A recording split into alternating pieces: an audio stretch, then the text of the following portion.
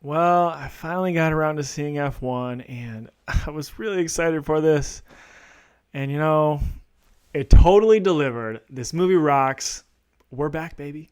The main draw here was that this was an action movie from the same director of Top Gun Maverick, Joseph Kosinski. I've even heard people call this Top Gun Racetrack, and honestly, that's not far off. With Maverick, Kosinski proved that great craftsmanship, a big movie star, and good old-fashioned sincerity are a winning formula. So yeah, I was really excited to see what he was going to do with F1, and the answer is pretty much everything I hoped for. Between this, Top Gun Maverick, and Only the Brave, a forest firefighter movie he made a few years ago, Kosinski has moved into that elite category of directors that whatever he makes is automatically going on my calendar. The first thing to talk about with F1 is obviously the racing scenes. They're fantastic, and there's a lot of them. I think there's something like 10 races.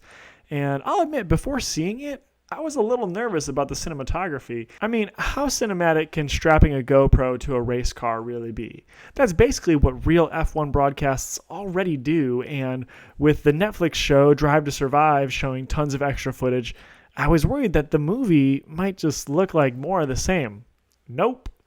I had nothing to worry about. There's way more going on here with camera work, lighting, editing. It all comes together to make a genuinely awesome theater experience. More than the cinematography, though, it's the editing that really makes this movie. The racing scenes are epic, and the movie does a great job guiding you through them. You always understand the stakes, the tactics, the drama, especially with Brad Pitt's character.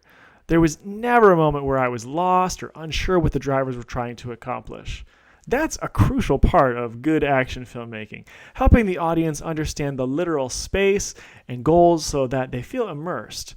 Even the rules and strategies of F1 were explained with a light touch. For example, the film naturally conveys how important tires are to the sport. Stuff like that could easily feel like exposition, which, as you know from my previous reviews, especially Mission Impossible, is a huge pet peeve for me.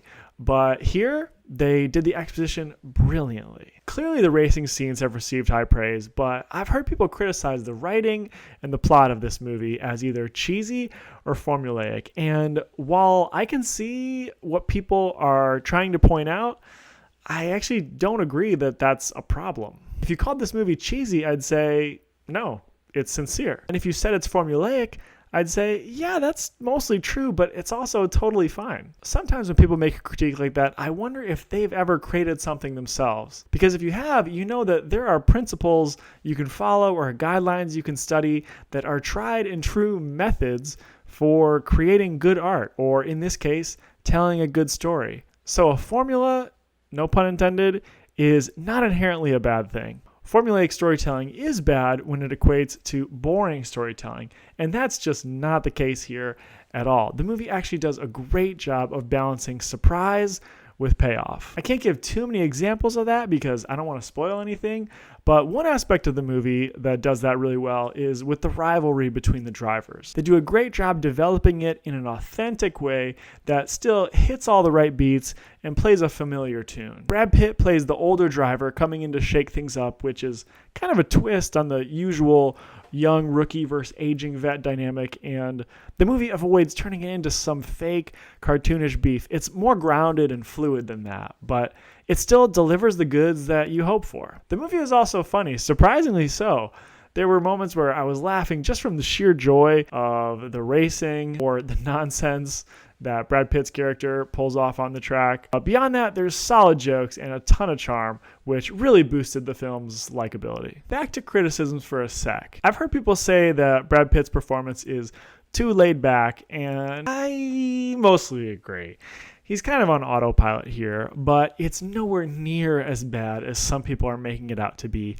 I probably noticed it more because I'd already heard that critique going in, so maybe I was just looking for it. On the flip side, shout out to Javier Bardem. He's totally hamming it up, and he feels completely at home in this movie.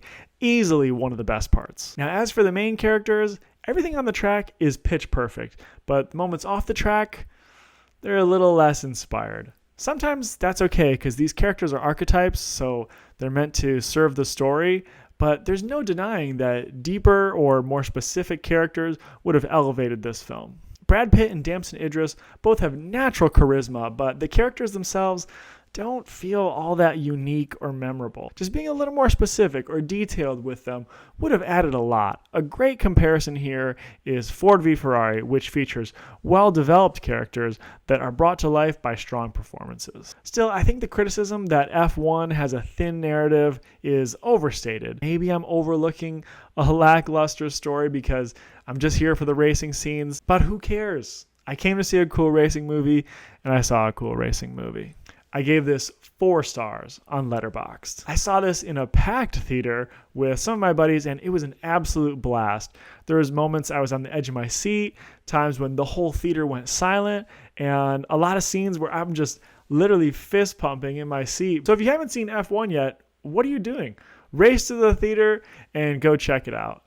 In my last review, I said that I hope the next one would be a positive one, and I actually had to skip a couple movie reviews that I was planning to do because I just didn't like the movies and I was tired of putting out so much negativity. You guys might have been tired of my negativity too. So it was really cool to finally review a movie that I absolutely loved. So thanks for watching. Leave a comment. Let me know what you thought about F1 if you saw it. And I'll see you next time, whether that movie is good or bad.